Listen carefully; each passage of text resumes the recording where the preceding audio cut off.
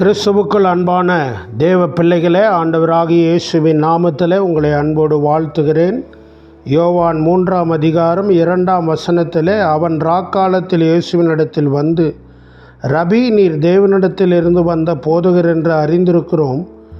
ஏனெனில் ஒருவனும் தன்னுடனே தேவன் இராவிட்டால் நீர் செய்கிற இப்படிப்பட்ட அற்புதங்களை செய்ய மாட்டான் என்றான். பிரியமானவர்களே, இந்த மனிதனுக்குள்ளே ஒரு மன தெளிவு இருந்தது.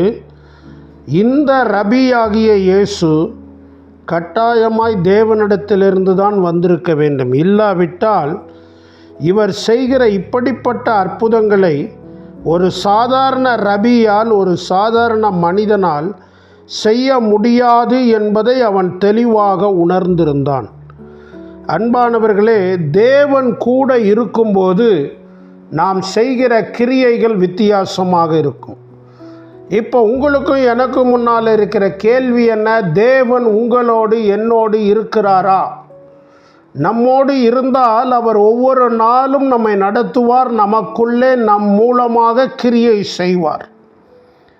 தேவன் தன்னுடனே இராவிட்டால் ஒருவனும் நீர் செய்கிற இந்த கிரியைகளை செய்ய மாட்டான். கர்த்தர் என் கூட இருக்கிறார்னு சொல்கிற ஒவ்வொரு ஊழியரும் சரி, ஒவ்வொரு விசுவாசியும் சரி, ஆண்டவர் கூட இருப்பதற்கான அடையாளமான கிரியைகள் உங்கள் வாழ்க்கையில் வெளிப்படுகிறதா?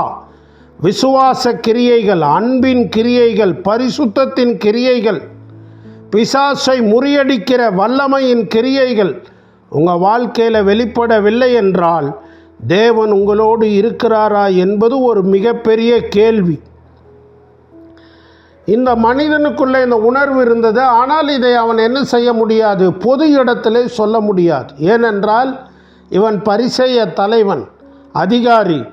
ஆகவே இவனுடைய வார்த்தை மற்ற யூத தலைவர்கள், யூத மதத்தில் இருந்த பரிசேயர்கள், சதுசேயர்கள் அதை தடுக்கிறவர்களாக, எதிர்க்கிறவர்களாக இருப்பார்கள். ஆகவே தான் இந்த இடத்துல இவன் தனிப்பட்ட முறையில் இயேசுவின் இடத்துல வந்து சொல்லுகிறான். இயேசு அதை கேட்கிறார்.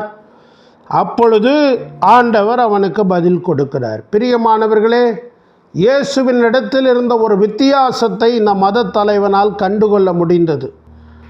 தேவனோடு நடக்கிற உங்களிடத்தில் என்னிடத்தில் இருக்கிற வித்தியாசத்தை நம்ம ஊரில் இருக்கிற மதவாதிகள் அடையாளம் காண்கிற அளவுக்கு நம்முடைய கிரியைகள் இருக்கிறதா?